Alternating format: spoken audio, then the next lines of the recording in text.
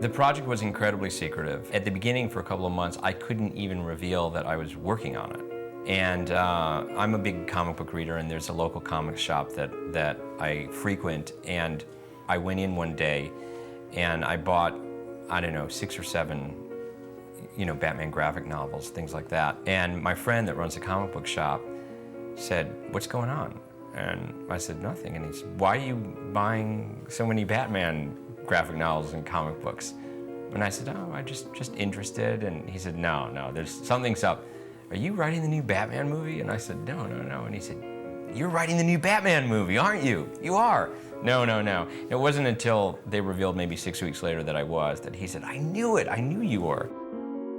Chris and I would take walks from time to time if we felt like going on a break, and we would go to the Bat Cave where, Adam West and Burt Ward would be, flying out with their Batmobile.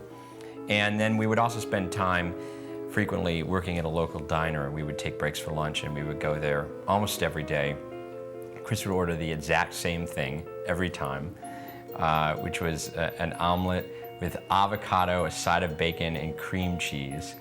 And we would work there, and I remember it was crazy because at one point someone sent me a link to something on the internet, and some fan had seen us at this diner and had heard that we were working on the Batman film and said, "Oh my God, Nolan and Goyer were there at the diner, and I've seen them more than once, and they're clearly working out the story for the new Batman film. So if anyone's in the vicinity, see if you can walk by the table and pick up any story points or something like that." It was very funny to read about something like that.